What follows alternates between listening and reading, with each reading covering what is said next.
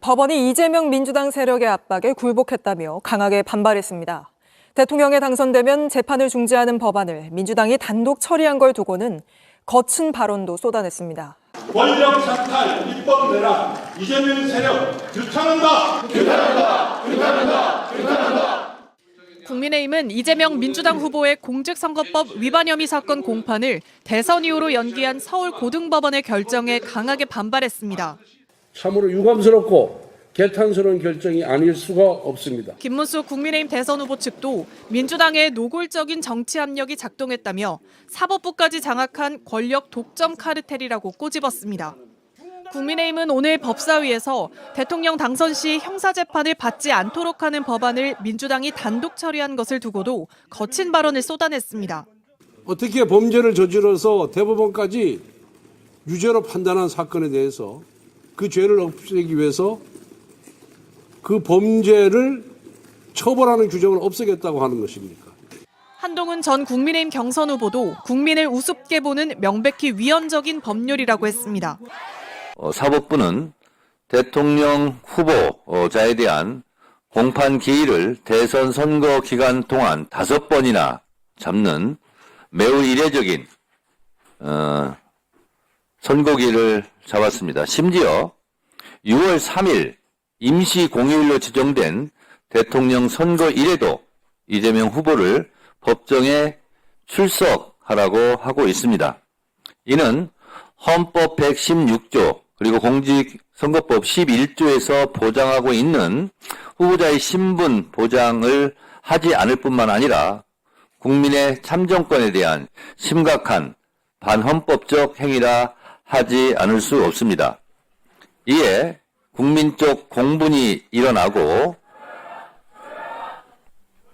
국민 참정권을 보장하라는 국민들의 목소리에 의해서 일단 이재명 후보에 대한 공직선거법 파기환송 심은 6월 18일로 연기되었습니다만 한번 타오른 사법개혁에 대한 불꽃은 사법부로서도 상당히 당황스러울 것으로 사료됩니다.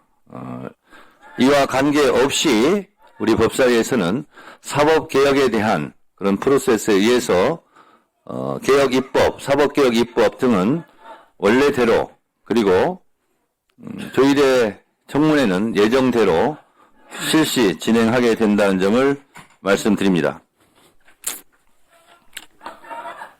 바로 의사 일정에 들어가겠습니다.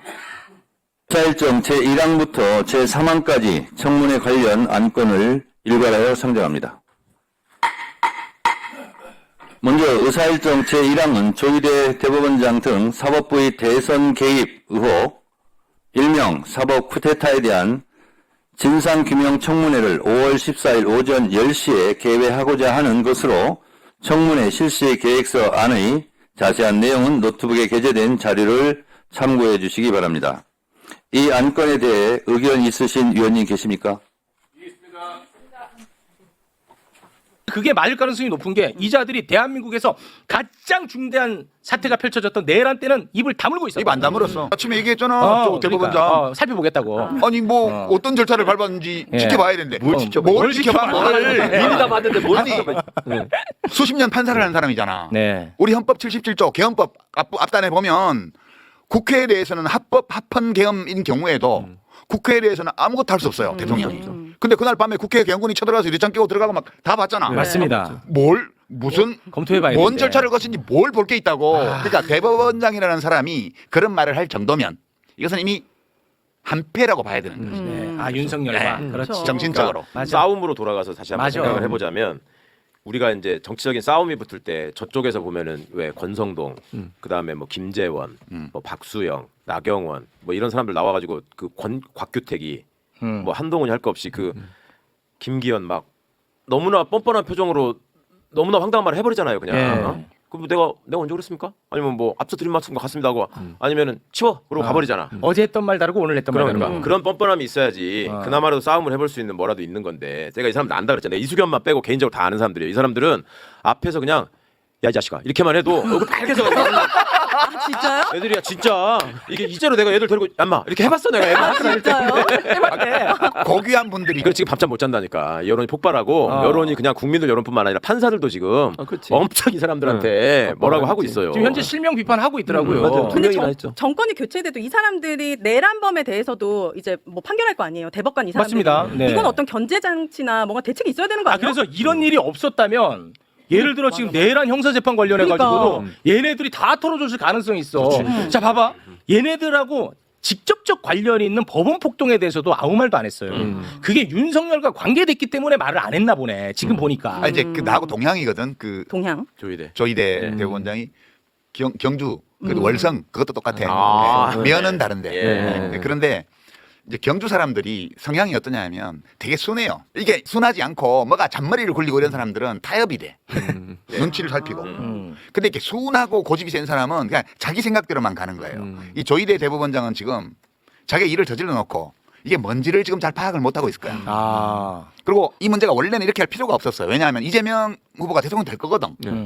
그러면 그 헌법 몇 조예요? 84조. 형사소출을 받지 예, 않는 형사소출을 받지 않는다는 이 불소추권. 이거 해석이 아직 해석을 대법원이 원래 내놔야 돼요. 이게 이 상황이 벌어지면 우리는 재판을 할 거다 안 할 거다. 근데 안 내놓고 엉뚱하게 이재명 재판을 파기환송하는 걸 했잖아. 네. 원래는 이건 중단하는 거다 이랬으면 이걸 서두를 이유가 한 개도 없어요. 어차피 이재명 후보가 대통령이 될 거기 때문에. 근데 이 지금까지 한 걸로 보면 대통령이 당선이 돼도 재판을 할 것 같아. 하려고 할 것 같아. 네. 그러면 이거는 결국은 권한쟁의 심판 청구해서 헌법재판소로 가야 돼. 그러면 그냥 그렇게 생각하겠지. 지들이 깝깝하면 우리 계속 재판을 하고 헌법재판소로 권한쟁의 신청하겠지. 이렇게 생각하겠지? 아니요. 이게 잘 들어봐요. 그 조희대 씨. 조이대 씨. 잘 들어보세요. 특검 안 되니까 특검. 이번 이 재판 불법 재판에 대해서 여러 가지 범죄 혐의점이 많아요. 배당도 하기 전에 이미 재판 기록을 봤다든가. 그렇지.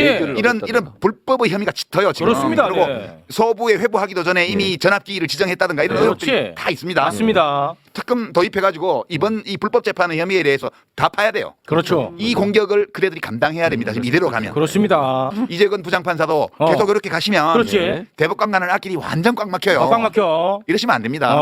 우리 헌법이 규정한 대로 법리와 양심에 따라서 재판 진행을 해야 돼요. 그렇습니다. 그러면 다소간의 어떤 가능성이 보일 수도 있어요. 그러나 이대로 이렇게 당일날 하루에 막 5가지 결정을 막 해버리는 이런 식으로 재판 진행하면요. 예. 특검 대상이다. 이게- 이재권 판사님 편하게 사셔야죠. 그럼 일부러 고난을 자초할 거예요. 없지. 아니, 이건 편하게 필요는 사셔야죠. 없지. 뿐만 아니라 형사소송법을 지금 개정하려고 그래요. 대법원의 이런 태도 때문에 일어난 일이에요. 사실은 그거 하기 상당히 부담스럽잖아. 네. 형사소송법에 대해서 대통령으로 임명된 사람, 그러니까 선출된 사람은 재판을 받지 않는다는 걸 명확하게 쓰는 개정안을 민주당이 지금 추진하고 있어요. 네. 이게 대법원 사태 때문에 이렇게 된 거예요. 만약 그렇습니다. 그게 없었으면 할 수 있겠어요? 맞아. 그러니까 자기들이 그냥 뭐 밟은 거예요. 그러니까 조희대는 사법개혁의 선구자입니다. 그렇죠. 심지어 5월 2일에도 대법관 늘리는 얘기를 했을 때 웃었습니다. 네. 대법원이 최고법원이라고 계속 뭐 법원행정처장도 얘기하는데 네. 이 탄핵 당하시면 헌법재판관들 앞에 가서 소명하셔야 돼요. 거기 앉아가지고. 그 얘기 많이 하죠. 그 얘기 좀 많이 해줘요. 그래. 윤석열이처럼. 그렇지. 출석. 좋다. 평생 피자가 붙은 자리에 안 앉아봤잖아. 근데 피청구인. 피청구인이지.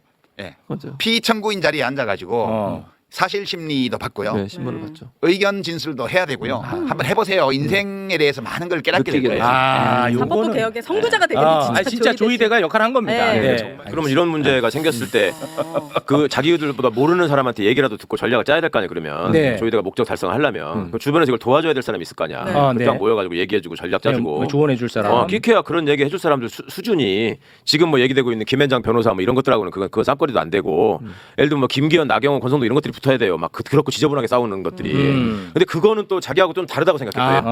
그러니까 이게 자기 편이 없다니까 지금. 그러니까 이 싸움을 우리가 법원하고 그러니까 대법원하고 국회가 충돌하는 장면을 처음 봐요. 처음 보는 거예요. 처음. 그래서 이게 좀 당혹스럽고 이해가 잘 안 되는 측면이 있는데 이게 원래 민주주의 상권 분립 시스템에 내장되어 있는 상황이거든요. 아, 그렇죠. 한 번도 우리가 못 겪어봤기 때문에 당혹스러운 거예요. 예. 그 당혹스럽고 불안하기로 치면 우리보다 그들이 더 해요. 첫 경험이니까. 예. 네. 그러니까 더 불안하면 지는 거야. 아, 좋습니다.